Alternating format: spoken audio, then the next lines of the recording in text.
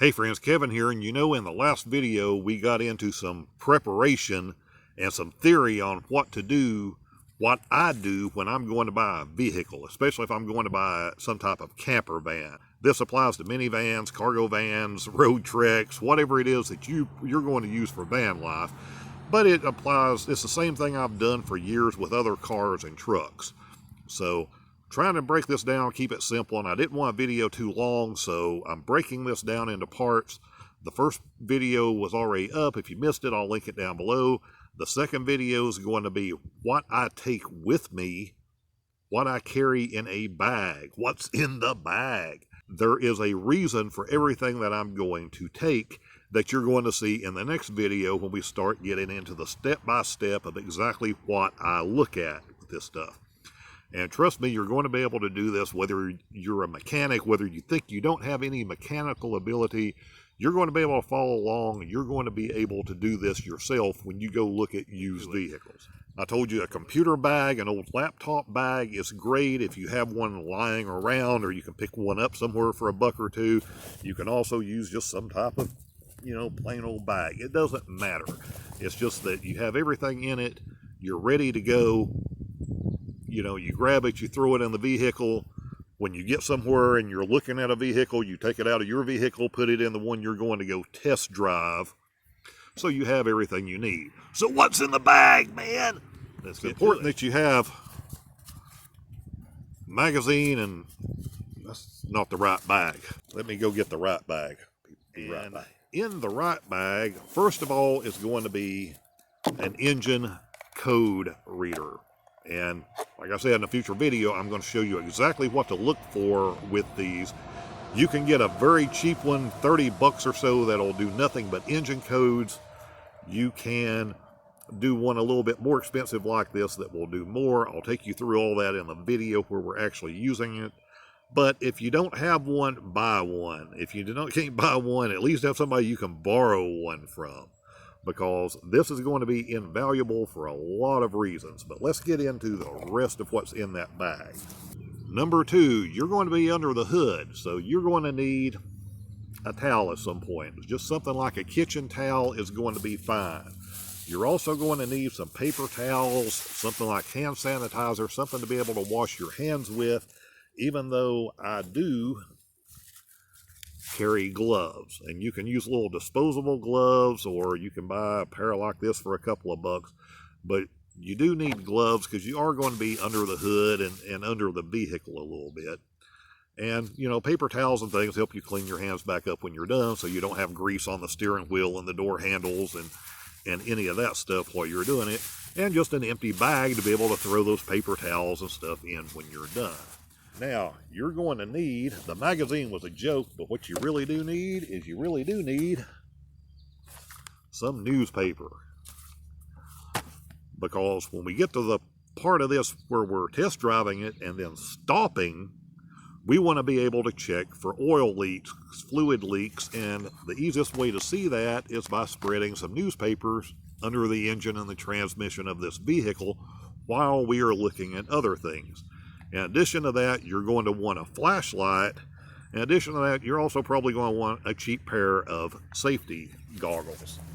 And you're going to want a piece of plastic at some point, or you're going to want a tarp. And even if you have an old, dried out, falling apart, sun-faded tarp, you just want a piece ripped up big enough that you can lie on when you're down and looking under the vehicle. And here's why.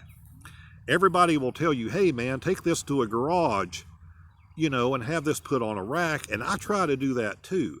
But here's reality. If you or I are going to look at that vehicle at 4 o'clock on a Saturday afternoon or on a Sunday, there's not going to be any place open that we can go and have this thing put on a rack.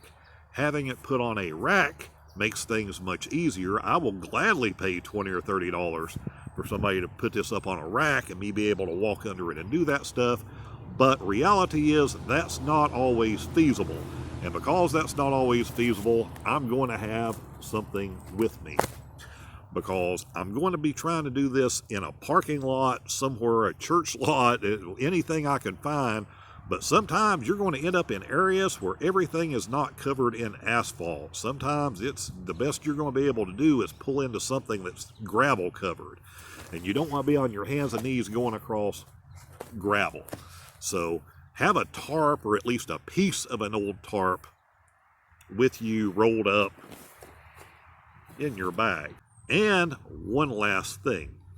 And this thing is optional, but what I want is a can of Freon R134 that replaced the old R12, which is what's been in most vehicles the last 25 years, air conditioning stuff. And the main thing, I want the little hose adapter with me. It only weighs a couple of ounces.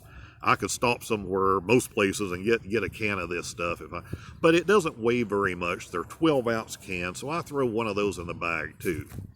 Now, generally, I won't buy a vehicle that does not have a working air conditioner. That is my rule. I like cheap and I like budget, but I also like air conditioning. So if I can't get an air conditioner figured out, that's going to be a deal breaker for me. But what you will run into sometimes with vehicles is, the person's going, well, it just needs recharged. Well, it may need a new compressor. So if I'm have a vehicle that I wonder about, I'm going to throw this $4 can of refrigerant into the air conditioner myself while I have it out. Just enough to see whether it starts blowing cold, mainly to see whether the compressor kicks on or not. Because if you're not a mechanic and you have to have a compressor replaced, you're at about a $1,200 repair or more.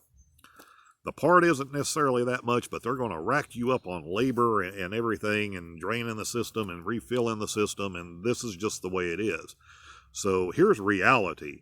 If I may be having to chase a little leak and put a can or two of refrigerant in an older vehicle every once in a while, every year or so, that's fine. I've had vehicles before that, for 7 or 8 years, I had to stick one can of refrigerant in every spring, and it was fine. Some really, really, really dinky, slow leak. And I am not an air conditioning expert, but I don't want major problems. And generally, even if everything has gone out of the system, if you chuck a can of refrigerant in, that compressor is going to start kicking on and off. So that's going to let me know whether I'm at least dealing with a bad compressor or something more serious. And in the next video, I'm going to show you exactly what I do when I leave and drive away in this vehicle. I'm going to stop within the first mile, and I'm going to start doing tests, and I'm going to take you through that with a real vehicle, step by step. So we'll talk soon.